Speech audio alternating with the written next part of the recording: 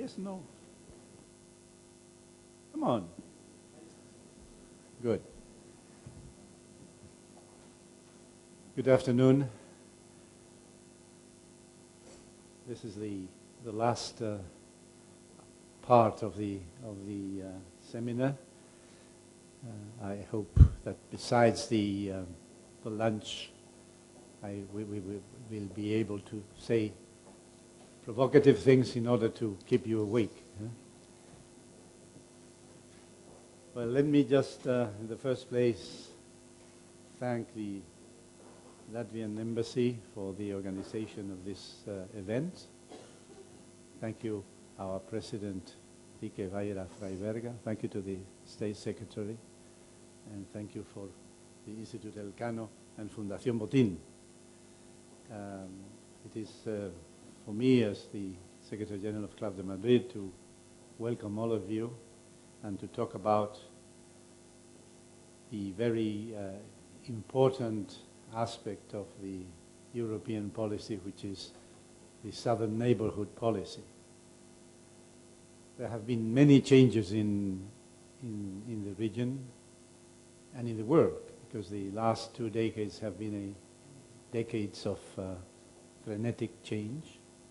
And these changes that have taken place globally, of course, have affected the southern neighborhood of the European Union, the fact of the fragmentation, which is an evident fact, in a moment when there is a shift of emerging powers towards the east, have deprived the weight of this region in the world, or at least has subtracted some of the weight. There is also the impact of the identity divide, as Malouf has always put our times. There is an ethnic divide and an identity divide, which has been led by religion on the one hand, understood in a certain way, and poverty and other socio-economic conditions, but have given reason to Hamilton in his prediction of the class of civilizations.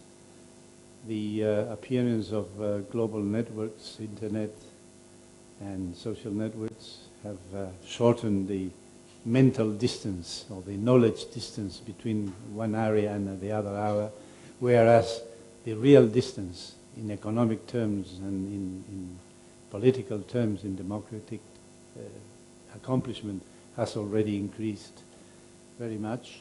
And last but not least, the fact of the economic crisis in the European Union has affected, of course, the situation in the southern neighborhood. The southern neighborhood presents several aspects. The neighborhood policy has had a lot of different evolution throughout the Mediterranean policy, to the process of Barcelona, and last but not least, the neighborhood policy of the European Union. And there are many questions to be solved about this fact. The fact is that the European Union has produced several papers in the recent years. I remember one in March of 2011, the communication of the Commission and the High Representative asking themselves several questions to improve the policy in that area of the vicinity of the European Union. And last but not least, a very recent paper which calls itself different questions about the European Union.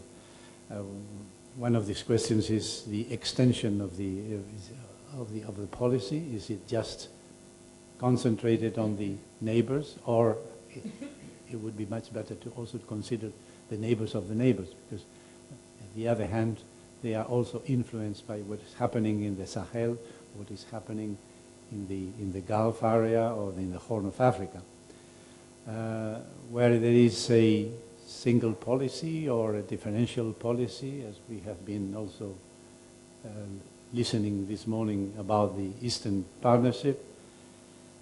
To answer these questions, we have a group of very experienced people. In the first place, and by order of intervention, let me just present you Andreu Claret, who is a journalist by formation and teacher in the Pompeu Fabra. He is director of the Institute of the Mediterranean in Barcelona, and until very recently, executive director of Anna Lindh Foundation. The other person to my left is Richard Youngs. He is an expert on foreign policy of the European Union, senior associate of the Carnegie Europe, professor in Warwick, and also he was director of FRIDE, which is the sister organization of the Club de Madrid. And last but not least, to my right is Secretary of State of European Affairs of Portugal, Bruno Massage. He has a law degree in the Lisbon University and a political science degree in Harvard. And he has been professor in the University of Yonsei in Korea, and has been advisor of the Prime Minister of Portugal and now Secretary of State for European Affairs. So with these presentations, I would like to give the floor to Andreu Claret. Thank you. Thank you very much, Mr. President. Good afternoon, and thank you very much for inviting me and for the organizers. I'm going to speak in Spanish, I think, to talk about the southern neighborhood. It can be useful to use one of the languages of the Mediterranean. So voy a intervenir en español para... So I am going to speak Spanish, and first of all I would tell you that I would like to thank the organizers, the Elcano Royal Institute, and also of course the foundation, Botín Foundation, and the Embassy of the Republic of Latvia to talk about the ENP and of course its southern dimension. I think all of us coincided in expressed the need for a policy in this field, because the lack of a policy we see very clearly on a daily basis, the drama of the immigrants, those who are the asylum seekers, etc. And I would like to begin by saying that when we talk about the Mediterranean, usually we see the problems, we see the challenges, and we even see the risks. We think Mediterranean and in terms of security, uncontrolled flows of immigrants, terrorism, trafficking, etc. And there are reasons for this, of course. Nobody invents a reality such as this. In the last 4 or 5 years, we've seen a clear, accelerated deterioration of the situation when the status quo broke down in that region after the Second World War, even before, I would say, with the establishing of some of the borders of these countries after the fall of the Ottoman Empire. So I think we're at the worst moment in time of the last half of the last century. And some of the terrible conflicts that we are seeing, Syria has become a real cancer with great danger of metastasis, particularly in the Middle East countries. But there's another way of reading the situation in the Mediterranean. We could see it as a historical change will bring about social, cultural, technological, demographic transformations, very deep ones at that. And as a change, like all changes, this offers opportunities. And before going on to the heart of the matter, I would like to insist on these opportunities, because they're of two types. We have structural opportunities or geopolitical ones, as we would call them, those that make reference to a particular Euro-Mediterranean region of 750 million people with an economic potential, a human potential, an important market. These opportunities, as I say, which were the basis of the conference in Barcelona in 1995 and the setting up of the Mediterranean Union in 2008. And all those opportunities, as I say, were taken into consideration by the European Union when they were launching the neighbourhood policy in 2004. We mustn't forget those opportunities in these complicated moments is essential, because we could make a great mistake in the analysis that we carry out and reach erroneous conclusions, because the Mediterranean is an opportunity for Europe to be stronger, to be a region that plays a greater role on the global arena and can compete with other great powers like that of America and the Asian world.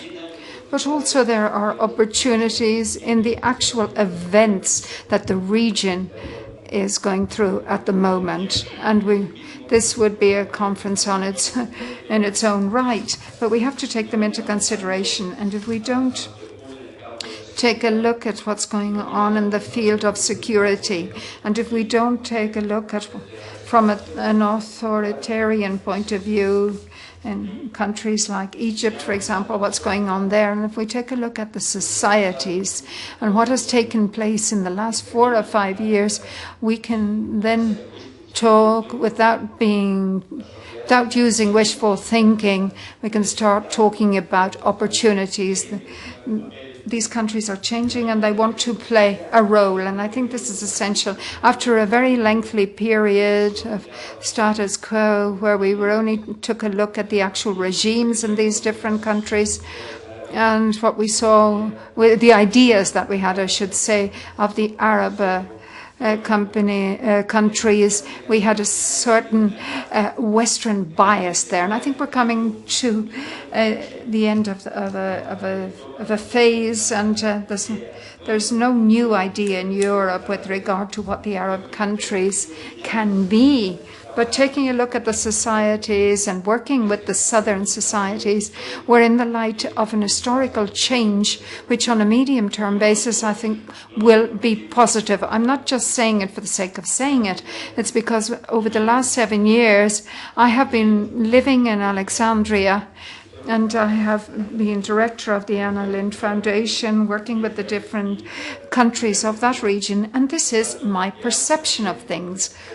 So we do see opportunities, and we review, as I say, the neighbourhood policy with taking into consideration the opportunities, but of course not leaving to one side the risks. And I think the review process of the neighbourhood policy from the European Union is very timely, particularly for the South, because it's not just a moment to review, but to reset things. I don't know if this has been accepted by the Royal Academy, but what I'm trying to say here is we need to reset our view of the southern countries.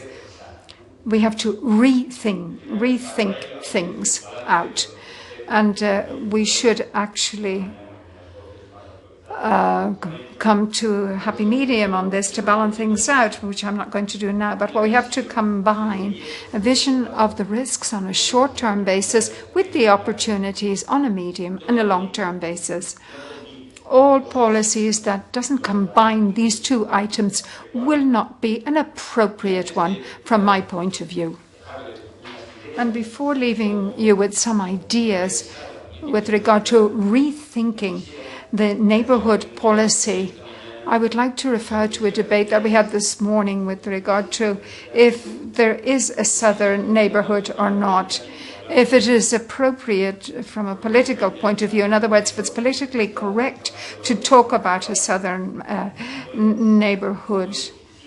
Now, there's terrific diversity, for instance, between Morocco and Syria. There's not a lot of things that are the same, and between Egypt and Syria, likewise, for example. So if we take a snapshot, there's no neighborhood as such, as I say, but the concept of neighborhood is a political concept. It's not a snapshot. So, and of course, it's a future concept which is useful to work on. It's a concept that needs a little bit of imagination.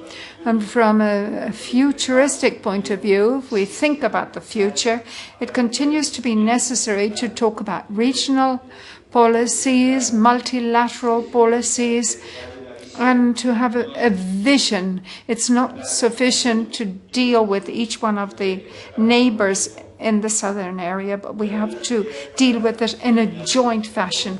And then some ideas in line with these principles that I thought were important to put forward. Now I'd like to say how we can carry out a review of the neighbourhood policy for the southern countries.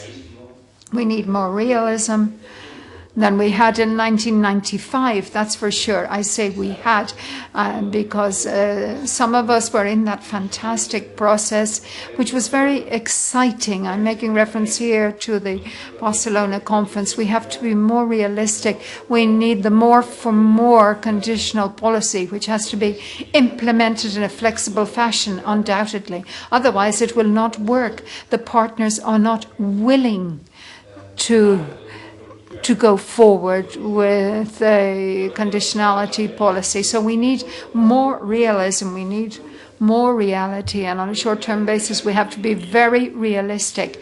But we run a risk when we are being realistic, and that would give us the end of the project. So we have to combine it with ambition, and what I am saying is realism on a short-term basis and ambition on a medium and a long-term basis for the region.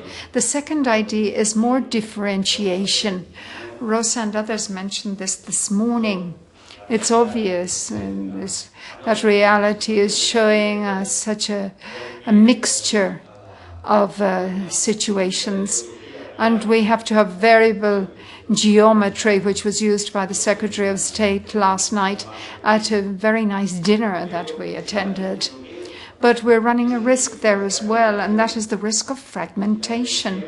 If variable geometry doesn't go forward with a vision, with a joint vision, well, then that will be the end of a neighbourhood policy. We will have bilateral policies with the different countries. We would have, but we need, as I say, a multilateral regional approach. And the third idea is more resources.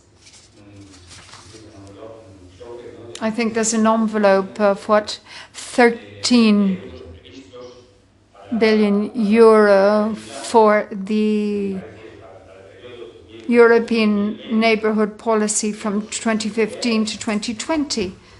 That's what exists.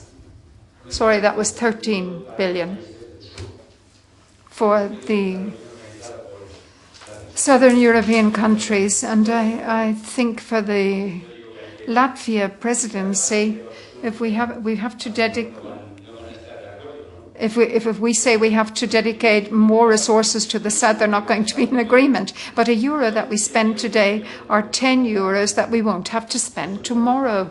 And I think that is fundamental in what we would call the southern neighbourhood policy. If we don't spend it today, and if we don't create stability conditions tomorrow, we will have to spend far more in the field of security. And the fourth idea is more participation from civil society, and more participation from which we call in the sub-state level, in other words, the regions and the cities.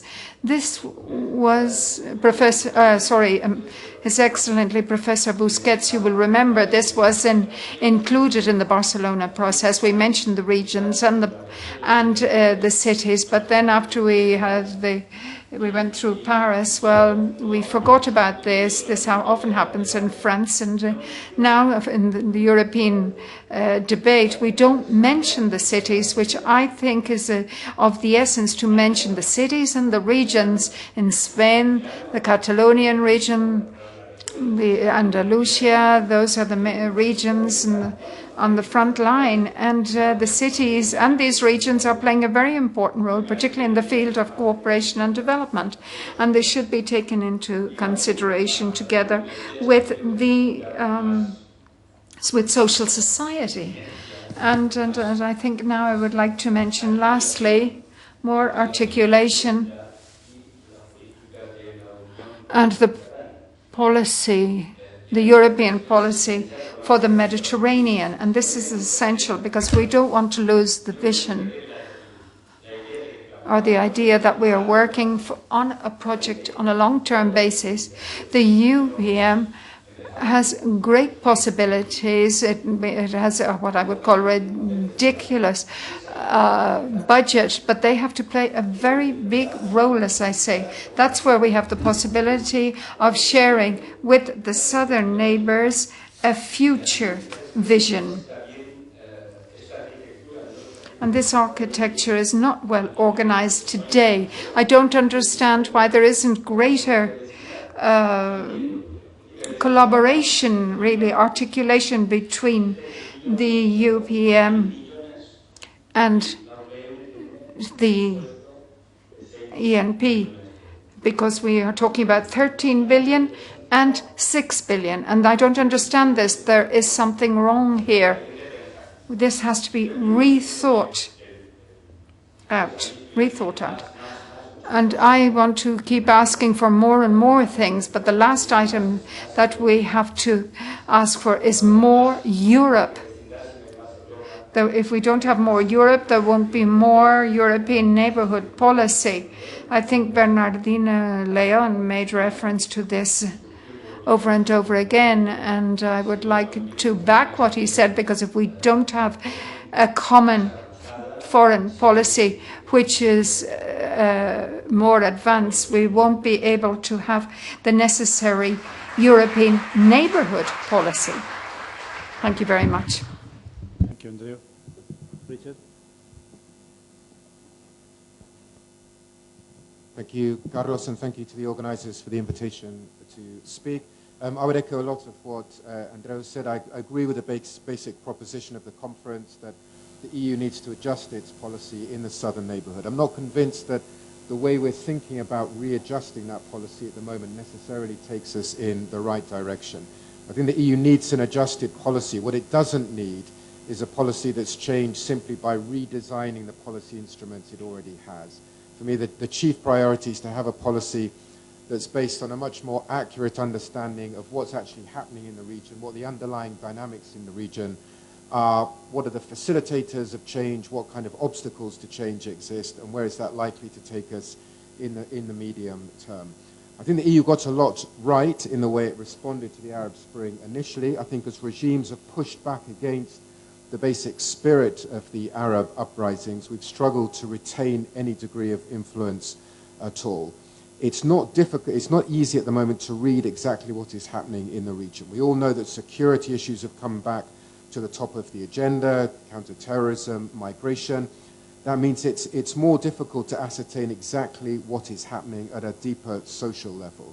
There is evidence to suggest that many in civil society are a little bit more cautious about reform, about speaking out against regimes. They're more worried about security rather than reform issues. However, I think what we've seen over the last 2 or 3 years is not a case of successful authoritarian adjustment. It's not a case of regimes dealing successfully with the kind of social pressures they've been facing. That has happened in other regimes. It's not what we're witnessing in the Middle East. I think that means that obviously the social dynamics are a lot more complicated than they were 5 years ago when the Arab Spring started. There are factors pushing in favor of change, but also making that change more complicated. It's important that the EU doesn't read in too black and white terms exactly what's happening in the region. I don't believe we're back to any kind of stable equilibrium anywhere in the Middle East. Which means, of course, we need a greater differentiation between different countries. However, I don't think differentiation is the main challenge for EU policy. Often it's portrayed now as a kind of panacea for the EU's neighbourhood policy. I don't think it's where the main challenge really lies. It's not that difficult to differentiate between countries. In a de facto way, it already happens. For me, we require a much deeper think about how we retain any degree of influence anywhere in the Middle East, anywhere in the Middle East. I think that means that if there is differentiation, it needs to go beyond simply the more for more principle.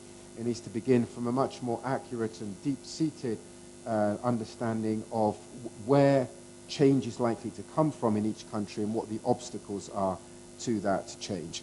Obviously, the country in the southern Mediterranean that merits most attention from the EU is Tunisia.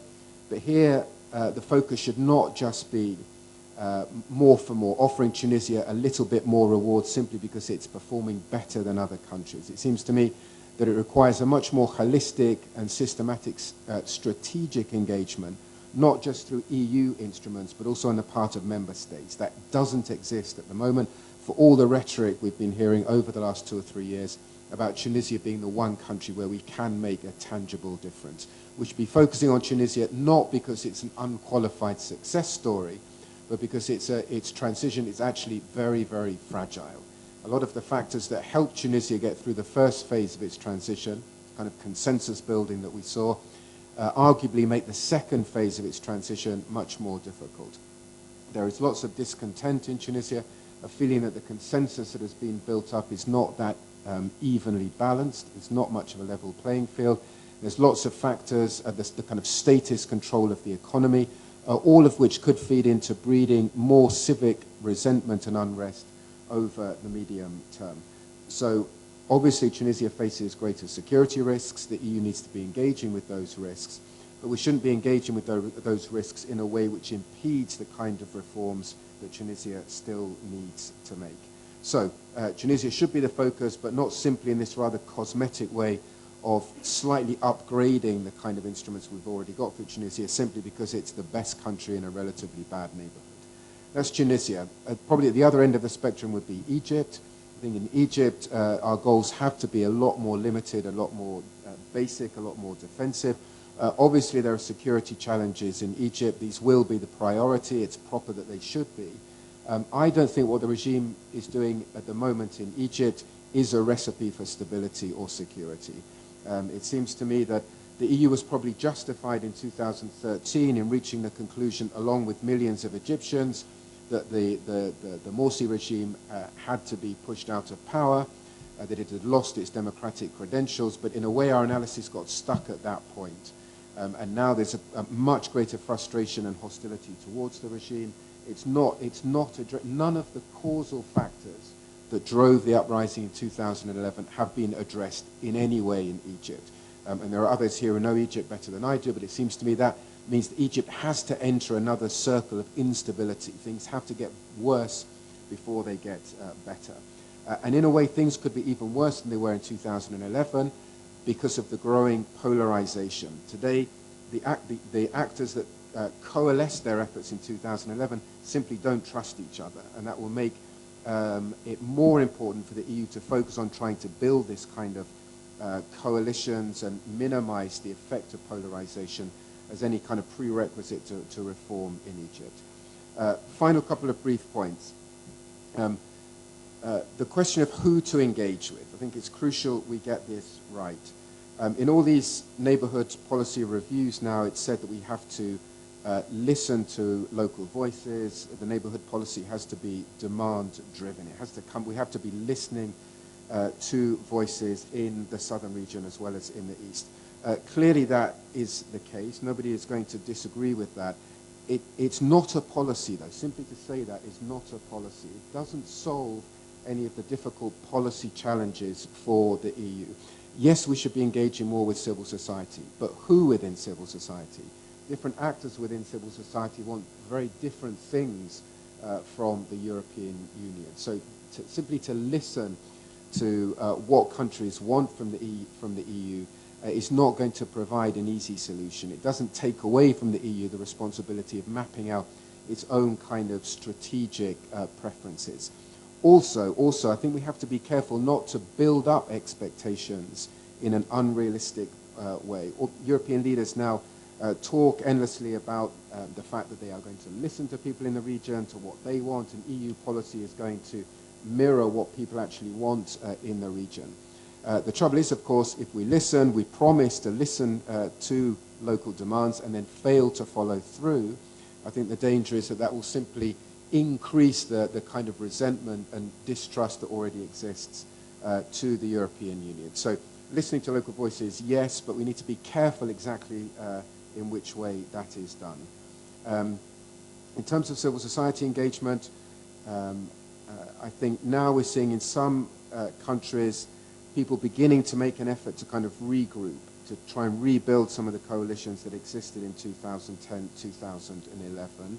I think that should be the focal point for EU efforts. Of course, it's the case that the priority for European governments will be security, will be counter-terrorism, will be migration, but we shouldn't simply be reacting to every tragedy that appears every week. We should be pursuing those security objectives, but without narrowing the range of engagement we have with different actors, different political partners across the region. So I think we need security, but we need a breadth of engagement as well. And that also applies to economic engagement. Many people say the politics is simply too complicated now. The best point of access for EU policy is economic engagement. But most of our economic engagement is still going through state institutions. It's not really going to genuinely independent private sector activities. So I will conclude there. I think for me that the kind of headline way of posing this challenge is to say it's easy to say we should do security to the detriment of a focus on political reform. It's easy to say we should keep the focus on political reform and not worry so much about security. It seems to me the challenge really is how we do those two things together. And what the EU really needs is some kind of single strategic forum where it's able to assess the way that its approaches to security have an impact on the longer-term dynamics of change in the region and vice versa. And despite 20 years of the Euro-Mediterranean partnership, that's something we still lack.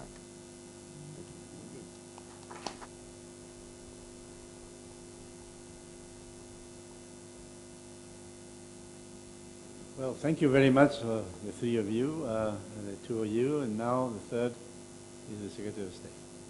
Thank you so much. Last but not least. It's a great pleasure to be here. Let me thank the Latvian presidency.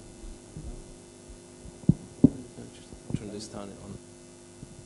Thank the Latvian presidency and the Elcano Institute for the invitation.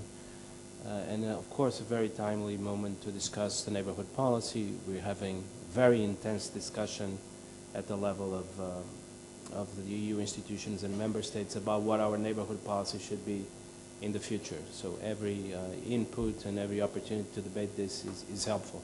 Sometimes the questions become too abstract and disconnected from real problems. We have to try to avoid that. So first, one point on neighborhood policy. I hear many times that the EU should be concerned about its global role and not so much about the neighborhood. Well, two things about this. First, the neighborhood policy was supposed to be about Europe's global role. Europe had three ways to play an active role in global affairs. First, its own integration process and enlargement. Second, the ability to shape its neighborhood through neighborhood policy. And third, the ability to inspire regional integration according to the EU model in other parts of the world. It was a very ambitious process, almost to reshape the world in the image of the EU, let's be honest about that.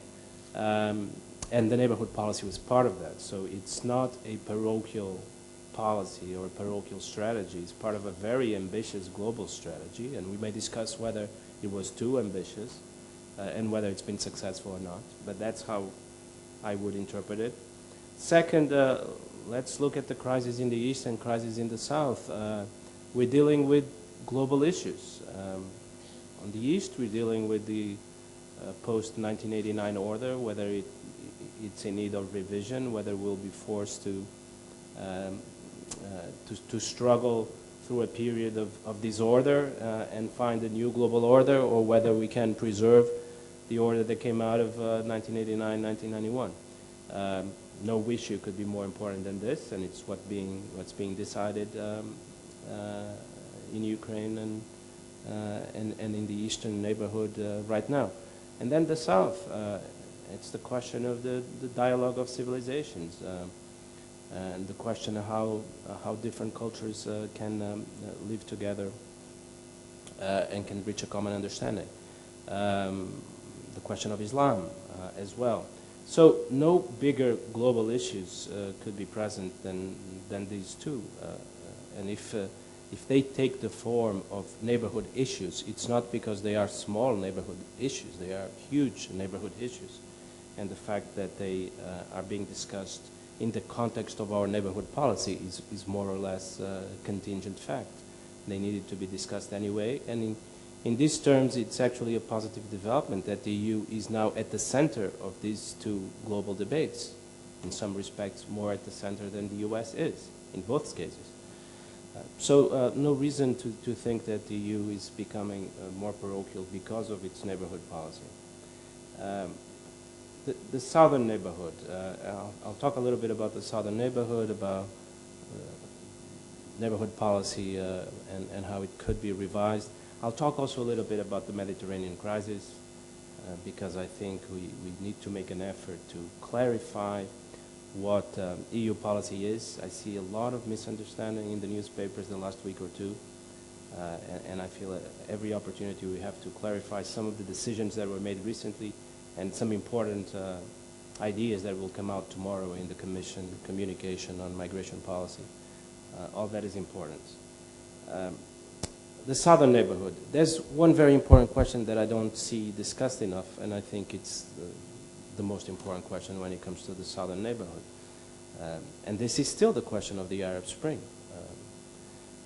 How to interpret the Arab Spring and how to interpret what came after. In some respects, we had an Arab thermidor, for those who are familiar with French Revolution history, but certainly different from the original one. And it's still unclear how to link those two moments and how to think about what will come after this Arab thermidor. But the EU will need to develop a position on the question of what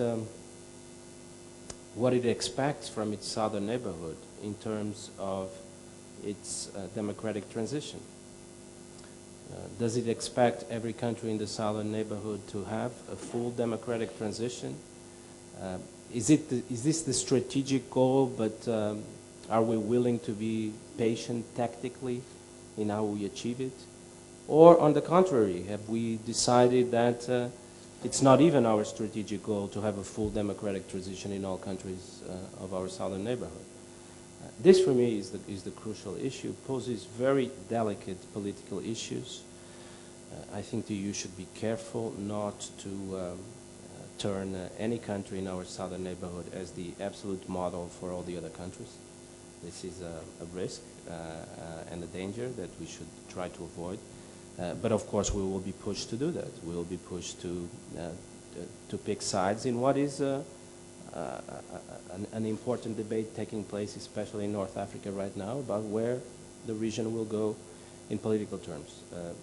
Some of these issues are better discussed in private than in public, I have to say, but they also need to be discussed in public, and I don't see enough discussion about it. In some sense, our discussion about neighborhood policy is a bit too bureaucratic, too technical, with its principles of differentiation, co-ownership, flexibility. That's all very good, and I'll talk a little bit about that. But in the end, it's the strategy that matters, and when it comes to the strategy, it's our position on the issue of the Arab Spring, the Arab thermidor, different models for politics and societies in North Africa, the necessity not to pick sides while subscribing to the values that are our values. These are the most delicate and the most important questions when it comes to the southern neighborhood. Mediterranean crisis, it has many different aspects. So the last 2 weeks I heard a lot about how the EU had picked a security-based approach to the Mediterranean crisis, and this is not true. The EU has picked a security-based approach to a security problem, which is criminal networks of smugglers. And this has to be dealt with on security terms. It cannot be dealt with in any other terms. And people, of course, know how these networks operate. They are based on near slavery models of extracting money from migrants, forcing them to work for 3-4 years until they can pay for their tickets to immigrate to Europe without any conditions. I think it's the duty of the EU to respond to this security issue with a security-based approach. But there's a number of other approaches. There's the political decision to develop a more open immigration policy, legal immigration policy, and this will be presented tomorrow and you'll all be able to see. And then there's the foreign policy and military issue, which in my opinion ends up being the most important of the three and the basis for solving the Mediterranean crisis in the future. And I mean, of course, the situation in Libya and then the situation in Syria and the Sahel. This is where the Mediterranean crisis is ultimately coming from collapsing states in a number of regions. And of course, a problem of collapsing states cannot be solved through a generous immigration policy by the EU. Perhaps this is not a popular thing to say, but I think it's an obvious thing to say. You cannot solve a problem of collapsing states by having open immigration, unless what you have in mind is that these states would simply disappear and their populations would relocate to Europe as a whole. I'm sure no one means this, so the problem of these collapsing states has to be solved, and this is part of the broad strategy. So there really is no security-based approach, and what we have is, for a very difficult problem, a four-pronged approach. Security question, foreign policy question, immigration question, and a military crisis, in particular in Libya and in Syria. European neighborhood policy and its revision. I agree with and we in the Portuguese government agree with the basic principles that have been talked about. Differentiation, I think someone already said this is more or less obvious. We need to think a little more about how to do it. Flexibility, I think this is probably more important, and what's being talked about when we talk about flexibility is European neighborhood policy needs to be able to respond to short-term issues and emergencies. And in the past, I think it's clear that it was defined as a long-term policy. Its horizon was 10, 20 years of slow transformation. And if something was made very clear in the last 2-3 years is that we are constantly being forced to respond to sudden emergencies, either in the east or in the south. And so EU neighborhood policy needs to acquire a level of flexibility, which will not be so easy, by the way. There's, of course, always a very high level of rule following at the EU level, and this makes it difficult to react quickly to emergencies. And then the question of co-ownership, which is particularly important for the South. I think co-ownership, in a sense, has already been fully assimilated in the East. The very intense debates we have with our 6 Eastern partners are, in a way, already an indicator of co-ownership. We may disagree on some issues, but we're having this debate together with them.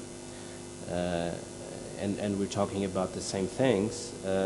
With the South, I think this is still very much a work in progress, still to do. And what we hear from our Southern partners is precisely the opposite.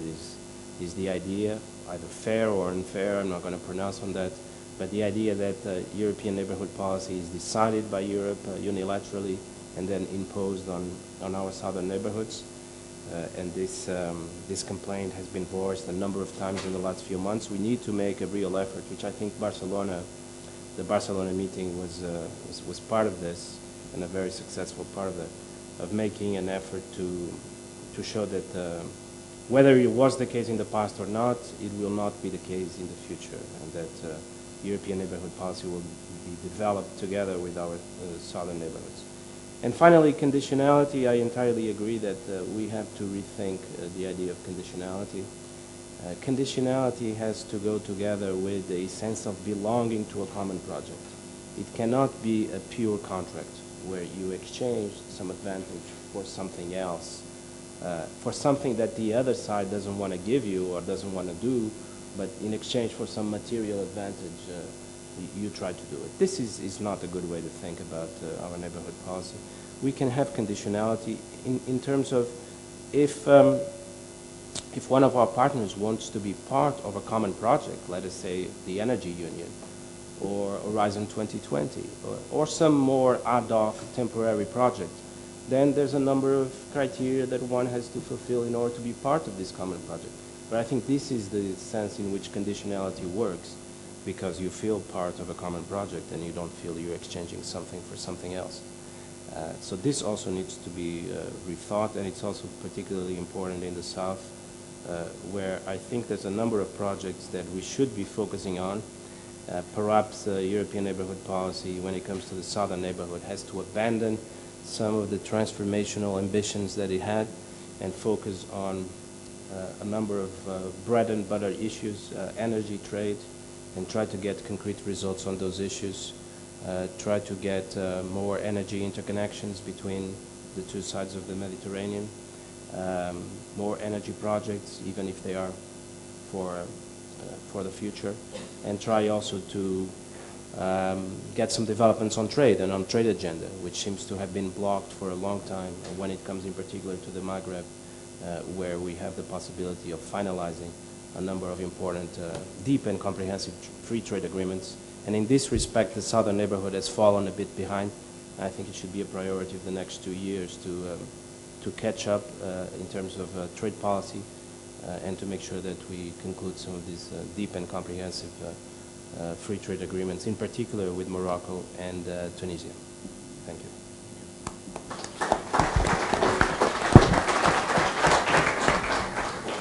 Thank you very much, Secretary of State. We have still about 15 minutes, I think, before the closure time, I think. So we can get some questions from the audience. Before you decide yourself, I would like to make one question. When you have talked about bread and butter issues, which I rather tend to agree, what do you think about, some of you perhaps have the answer, about this very important sub-regional integration movement, which was the Union of Arab Maghreb? Because there is no communication at all whatsoever. There is no border open between Morocco and Algeria, for Algeria and Tunisia. Don't you think that this would give a great impulse to the development of the region? And what is the situation at present? Is the European Union integrated this into the neighborhood policy in the South? Ambassador. Yes, thank you very much. I think somebody during the day, but I've forgotten who, talked about the involvement of third parties in our regions or in our neighborhoods. And in this case, I guess I'm looking at the southern region. I won't identify who those third parties may be, but I'm sure we can all guess, I assume, what those third parties are. And the question is, are the third parties deeply involved, not so deeply involved? Are they potential partners with the European Union? Are they in fact competitors that are slowing down whatever we want to achieve? Is there a possibility that we can make some kind of alliance or some kind of a joint effort in terms of stabilizing the region? Thanks. More questions? This gentleman. Well, thank you. My name is Haytham Amir Fernandez. I'm senior analyst for the Mediterranean and the Arab world at Elcano Royal Institute. Okay, many analysts have been questioning the sustainability of the state-society relationship in the southern Mediterranean for a long time. And in 2011, we saw that that sustainability was no longer there, at least the first episodes that we have witnessed of shocks. If the analysis that exists and what Andreu and I guess also Richard have in mind is that these changes will continue. And you talked, Andreu, about the role of the youth, the transformative factors that exist. The EU will be forced to review everything, not only what we know today as the European neighbourhood policy, but to review its foreign policy towards the south. Now, I use the if twice. If the analysis is right, and if there are new shocks and waves and new episodes of those deep transformations in the region, which means more instability. Mm-hmm. How do you think that could take shape? I know it's a very crazy question, but when forced to by the events, or by, you know, if we expect, and Richard, you mentioned that in the case of Egypt, expecting more upheaval, social upheaval that will have a deep impact on its political structure, process, etc. How do you foresee that? Thank you. Thank you, Amina. Secretary of State. Thank you so much. If I may narrow down a little bit the question asked by Ambassador. We're going to have a EU GCC ministerial soon in Doha. And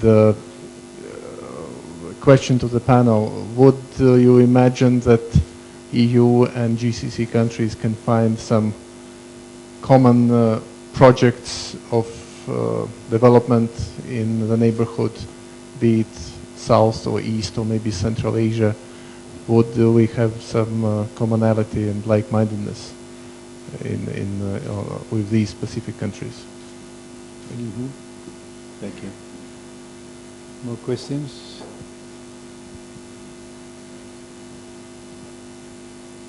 Okay, let's.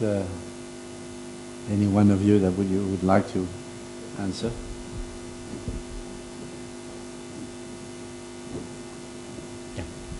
Yeah, just a short answer to item. Well, when I moved to Egypt in 2008, I remember a friend of mine who works at the Chatham House, expert on the Arab world. She told me that that's a nice appointment. You are going to a very stable country and you will spend all your weekends in Sharm el-Sheikh or Hurghada. And it happened in the first 2 years, no? But then later things started changing, and things started changing at the society level, no? Among youth and people who were working with them, and we perceive, it was before Tunisia, but it was easy to perceive that something was changing, no? And maybe we perceived because we were working with them, and sometimes diplomats it takes more time for a diplomat to perceive what's going on in the society, no? But it was changing, no? And then the change occurred, no? And my view on what happened in the last 3 or 4 years, no? It's an historical change, no? It's something historical, which is as important as the fall of the Berlin Wall, let me say, for this region, no?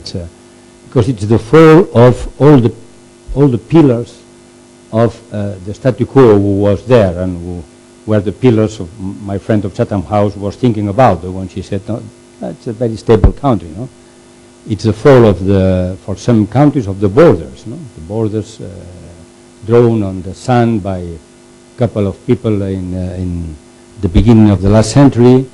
And it's more than that, no? It's the fall of, or it can be the fall of the deal the West we had with Saudi Arabia in 45, 46, after the end of the Second World War, no? Which was a deal, give me cheap oil and I will give you the right to send Wahhabis to Casablanca, no?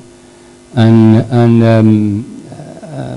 I think that those are two of the pillars of the region. No? There are other pillars, for example, the creation of the State of Israel, but that's a different story, no? But these things are over, no? And the Middle East, at least I'm talking now about the Middle East essentially. Yeah?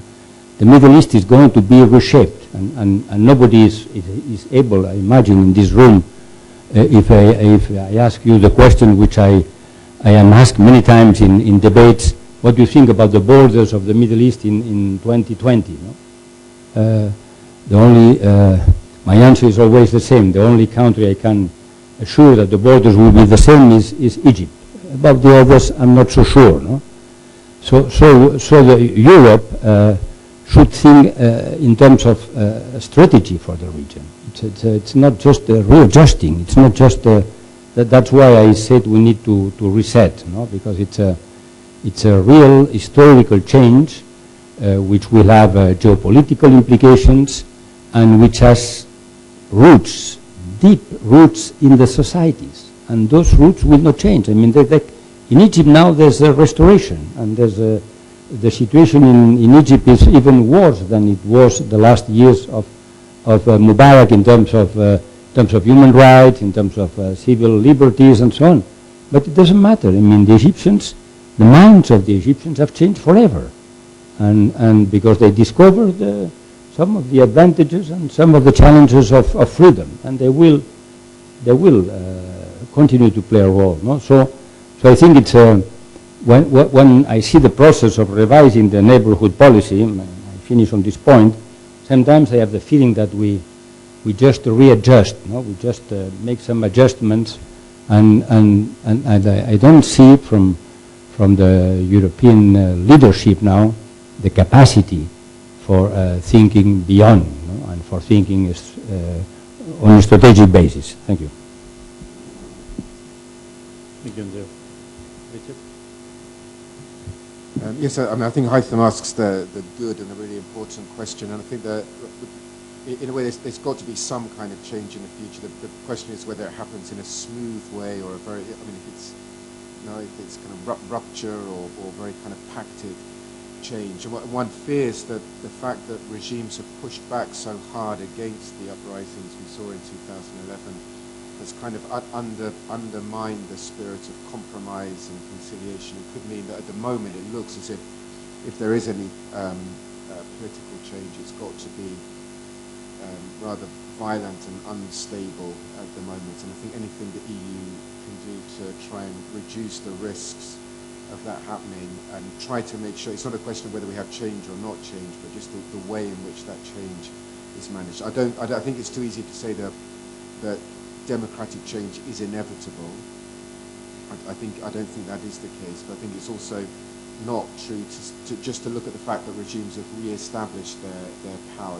They've re-established power, but on a very different basis from before. The relationship between the state and society is very different, and I'm not sure if the EU needs to fully understand that and kind of change its policies in a way that's commensurate with those changes. On the Maghreb Union, the EU did launch a policy specifically aimed at deepening cooperation between Maghrebi countries in 2013. It didn't really work, again, because it hasn't proved enough simply to say to Morocco and Algeria, if you cooperate, we'll help you with a few projects along that way. One has to understand the political reasons that are impeding that cooperation. And if we don't succeed in getting any traction, in particular with Algeria, that's been one of the countries that's just constantly rejected the neighbourhood policy instruments, and I don't see we've got much chance of fostering that kind of cooperation. On the role of the Saudis and the Emirates in North Africa, it's boon and bane. It's a double-edged sword. There's a lot of extra money going into the region that could be good for economic development. Obviously, it doesn't come with the same kind of reform aims that EU development assistance or funds are aimed at. To me, it means that, one, we should try and work with that. I mean, 20 billion going into Egypt and a lot of money going into Morocco as well. But perhaps understand that in the future, the EU's role, we can't compete with those amounts of money. And so perhaps we shouldn't be investing in the big infrastructure work with state bodies as we have, or state companies as we have in the past. But we should be looking for niche areas of work that the Gulf states are not investing in. And saying perhaps in the future that the EU's niche role is to work on economic governance, energy issues, reforms, civil society, these kind of issues that the new players, the new actors are not working on.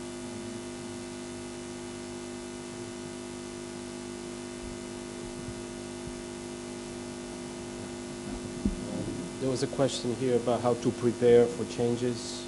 Well, in foreign policy, you cannot expect to shape events. You can only expect to influence them.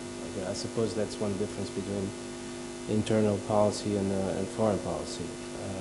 And the way to influence them is to build the right kind of networks, be present even before something happens. So we should be working on doing that, on extending our reach, extending our networks through civil society, and not wait for it to become necessary. And then one has to see, but this idea, which I think might also be part of the neighborhood policy revision, this idea of the transformational impact. I think it's debatable whether it's a good idea when we're discussing enlargement, but when you're discussing neighborhood policy is simply not the right concept, because you don't have that ability in foreign policy to transform things according to your wishes and your plans. And to be able to influence events in a certain direction is already a lot, and it's already good enough, I would say. We should be focused on that. Third parties, yes, I think this is where foreign policy is crucial, and where the EU actually has a lot of ability to influence the region. Through third parties, talking to them, making sure that at the very least we're not working at cross purposes and trying to do opposite things. And finally, one thing where I think the EU is also very strong and could become even stronger is state building. The EU could think of itself as a state building superpower. It has already the right kind of resources and the right kind of attitude, and probably can do it better than other actors. The idea that over a long period of time you're able to work together with your partners to develop a certain number of fundamental state institutions, and this has to be done from within, but with support from the outside. And perhaps the EU can do something which there's a very great lack of, which is some of the work that, let's say, the IMF or the World Bank do, but with a political angle to it. And there's no one doing this, and the EU is the most obvious candidate to play this state-building role. And of course, there's a lot of work to do in this area. Thank you very much. Please join me congratulating the experts here in the table. Thank you. And we have come to the last part of the panel, of the session. I think Charles Power has the very difficult task of making recommendations to the Riga Summit on the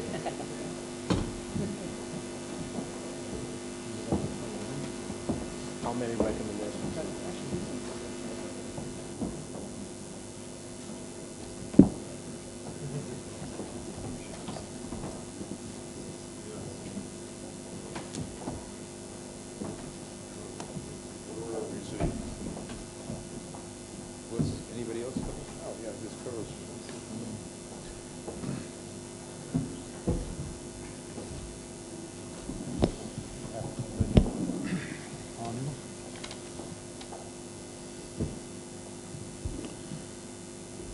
Well, I have been negligent in the earlier part of the day in not allowing a few more questions or comments from the floor.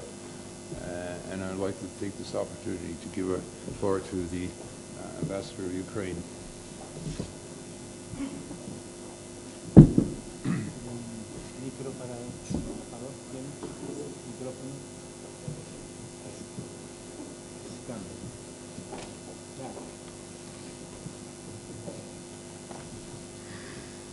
Buenas tardes a todos los de Ucrania.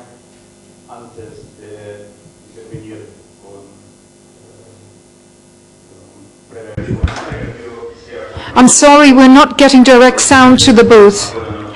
Now we're getting it. He's saying it's good news. I'm sorry, I don't know what the good news is about, but it's good news from Spain, he says.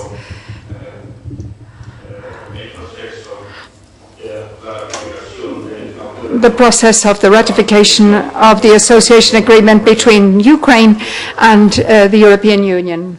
And I have to say, for us, it is of the greatest importance. The fulfillment of this agreement, as I say, is a key part of our policies. And I wish to avail of this opportunity to thank Spain particularly for completing this process. Now, I would like to also thank the organizers of this event and, of course, the participants for their very interesting presentations, and the whole of the general public that is here today for showing their great interest in the subject. The European Union is reviewing at the present time the European neighbourhood policy, and we know that the southern countries of the European Union, including Spain, are interested in developing the relationship with all the countries of the Mediterranean region. But I would like to underscore that the events in my country, the Russian attack, the intervention in Crimea, and of course the possibility, and we want to see a possibility to resolve this crisis, as I say. And we need, of course, support in our struggle for democracy, for freedom, and for free elections for our people. There are several ways that we can be supported in. This, of course, is in the hands of the European Union. And, of course, we hope the opening of the markets, the issuing of passports,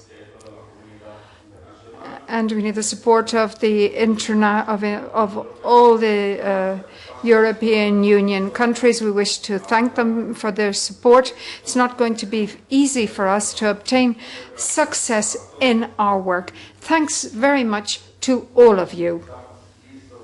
And now we are ready for work in progress. Thank you very much, His Excellency. Well, the idea here is that we would try to do some summing up to see if we can come up with the so-called recommendations for the Riga summit. Mind you, I think that probably my state secretary would be more appropriate here, but I will do my best, and if I make any mistakes, you will let me know. I think it's fair to say that as my state secretary stated, there are no surprises expected. No surprises expected out of the Riga summit, a la Vilnius. At the same time, I think it's clear from what the State Secretary said, and I agree obviously, that the Vilnius Declaration should be the basis for the Riga summit. In other words, the wording should not be a back down from the wording of the from the Vilnius summit. That you can explore maybe different wording perhaps, but it should be no less direct than the Vilnius summit. So that is the if you like, the bottom line as far as the Riga summit is concerned. The wording of the Vilnius Declaration. Within that, there's a question, obviously, of differentiation. I think, generally speaking, everybody's accepted that there's a need for differentiation between the different countries. Obviously, this all includes the South, but within the Eastern Partnership as well. That means that there are 3 countries that are moving more closer to the European Union and 3 countries that are a little more distant. But that does not mean that the European Union cannot make a differentiated approach to the 3 that are a little further behind. It's a question of how far they want themselves to go. Finally, I think it's fair to say that we would like to see that the wording on the future prospects for the countries of the Eastern Neighbourhood should be worded in such a way that it does not foreclose a European perspective. How that's worded so that there is no preclusion of that possibility, of course, is something that diplomats will have to deal with. But it's a door that should not be closed. It's a door that should have the possibility at opening at some time in the future. And the wording of the declaration should include that possibility. So I think it's fair to say those maybe are the 3 main points as far as what we can take to the Riga summit. Secretary of State. Okay, thank you very much. I will now turn up.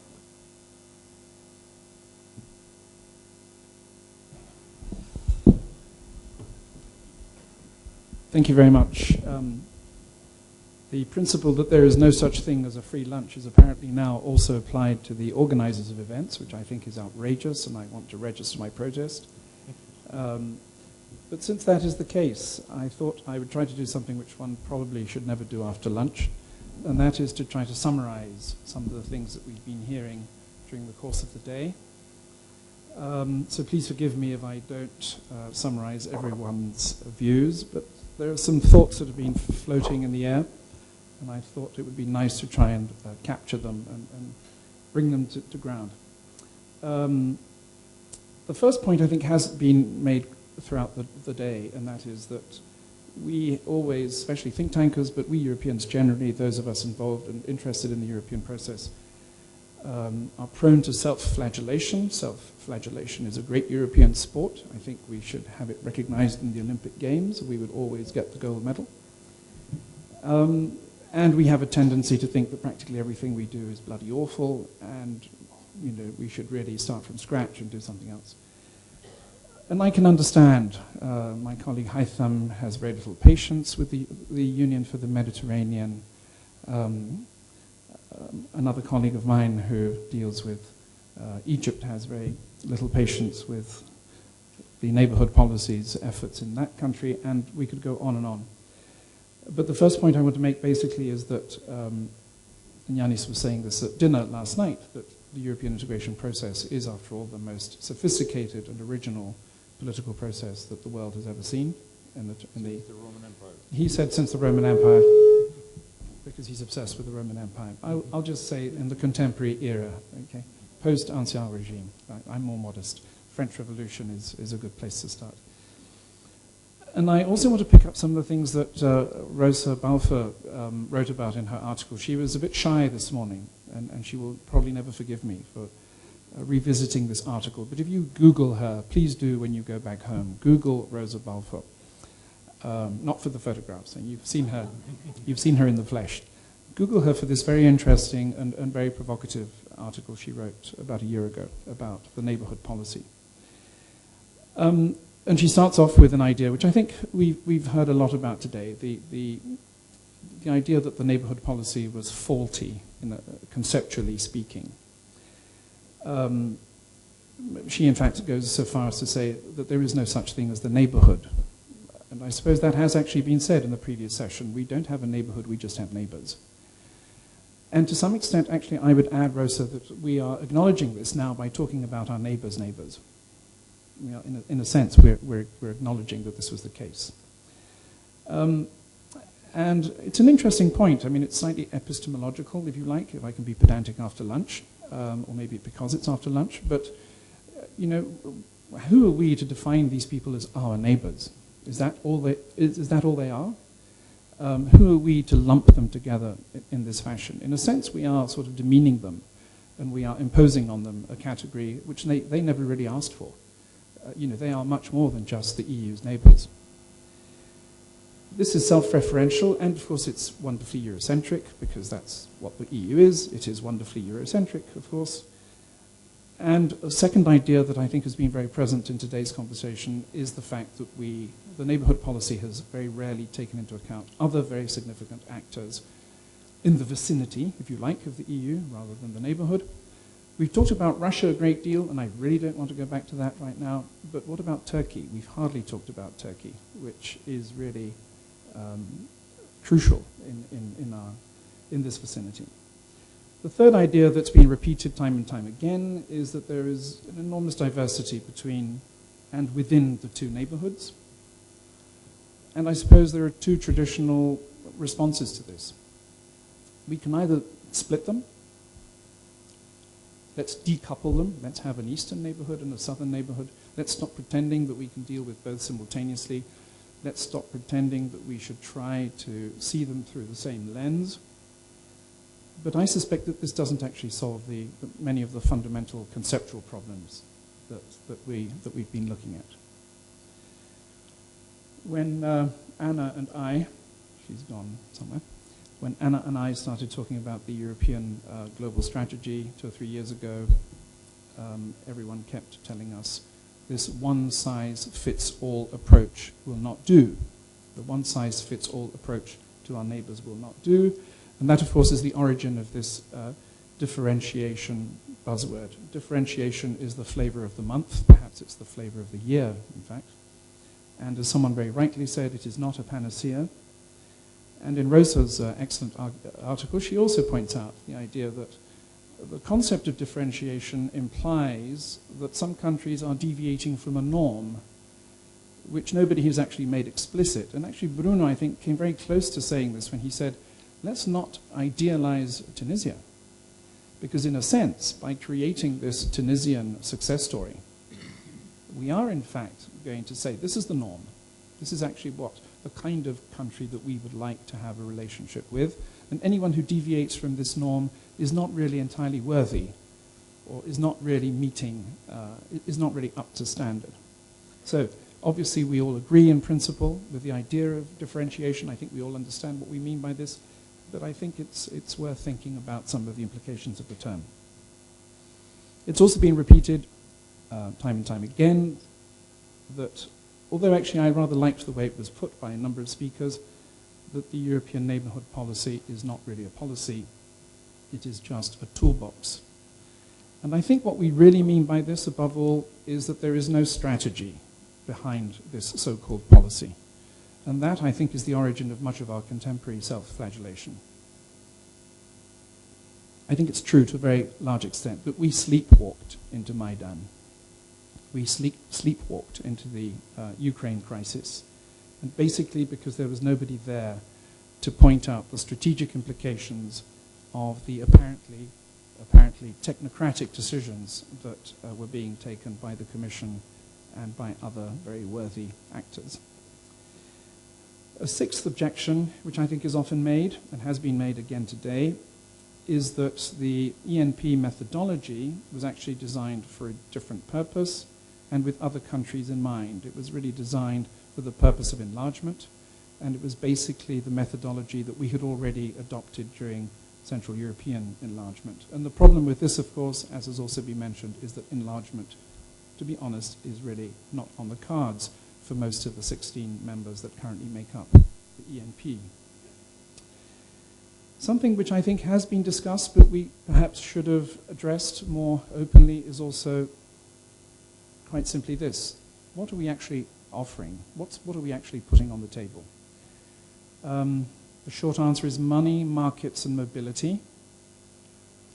And I think Andreu and others have quite rightly said, first of all, we don't really have any money.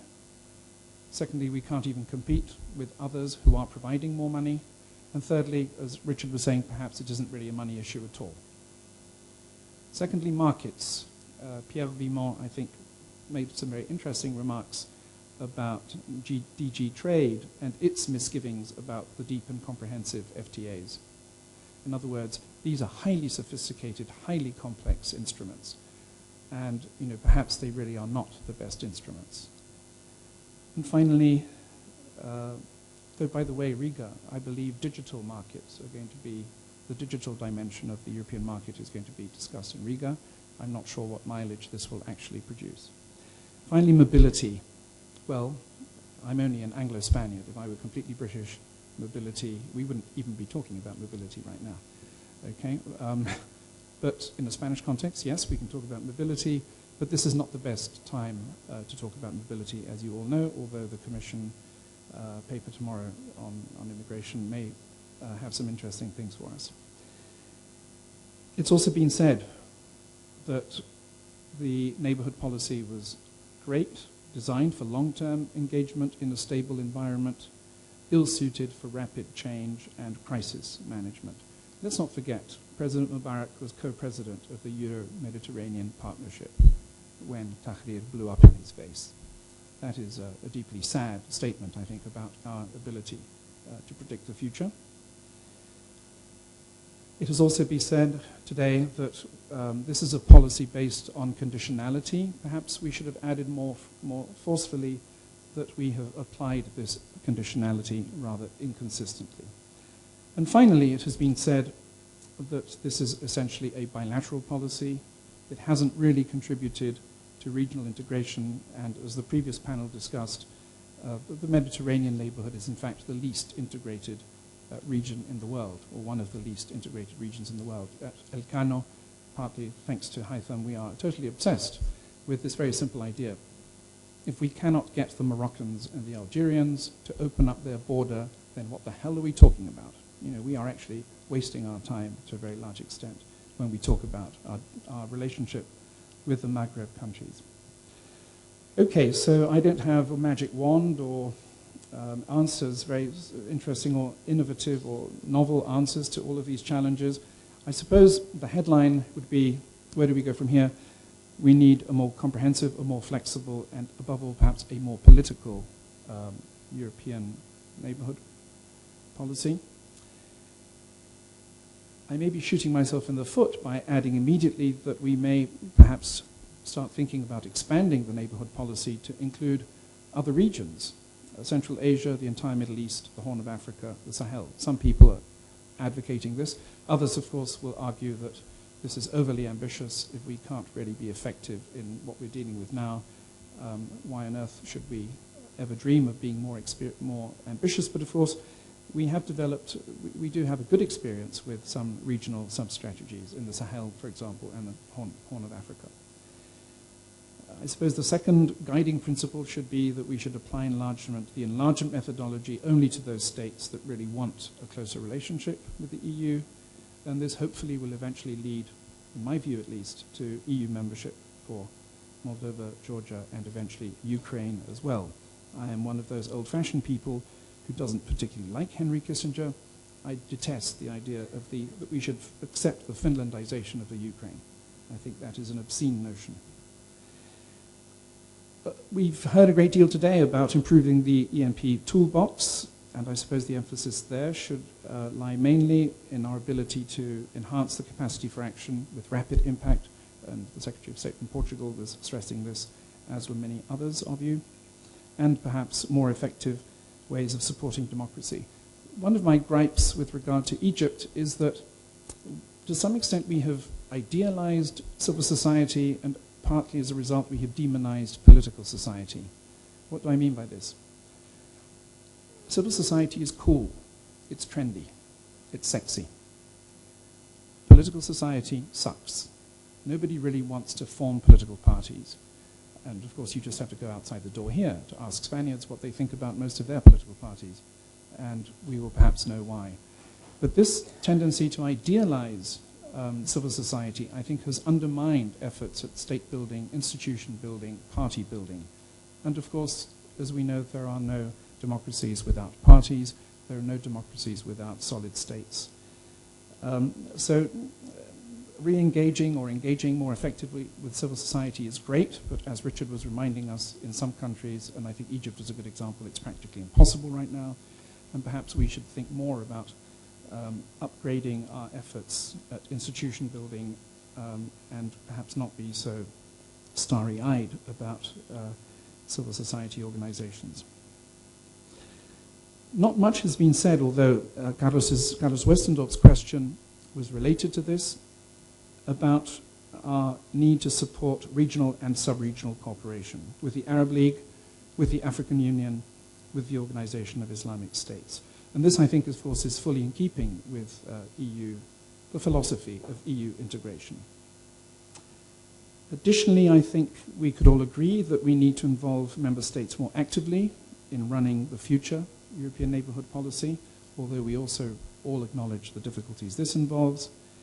And perhaps this is really just a way of saying that we really need to make the ENP part of the EU's foreign policy in a much more effective way. We need to tie the ENP more closely to the EU's broader foreign policy.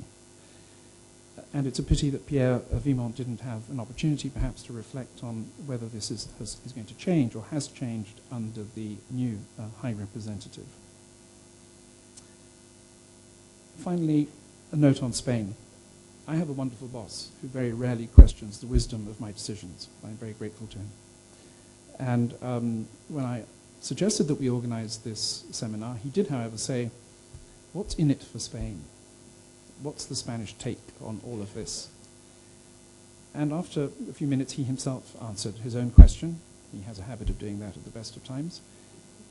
And he basically said, I suppose there are three reasons. First of all, out of gratitude, because Spain, like Portugal and Greece, benefited from policies of democratic conditionality in the 1970s. Of course, they led to accession, and accession, as we've just said, isn't on the table. But nevertheless, out of a sense of gratitude.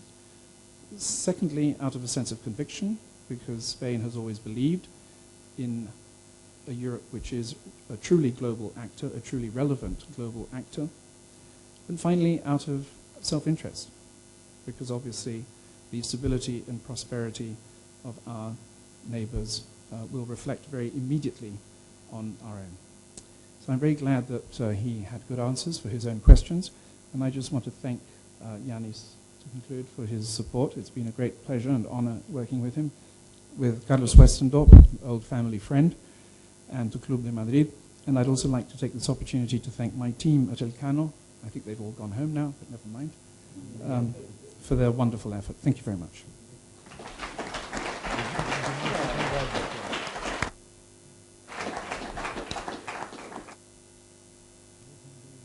To have the last word.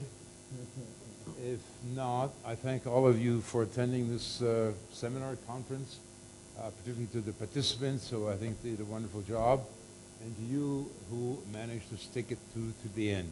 Thank you very much, and have a pleasant rest of the day.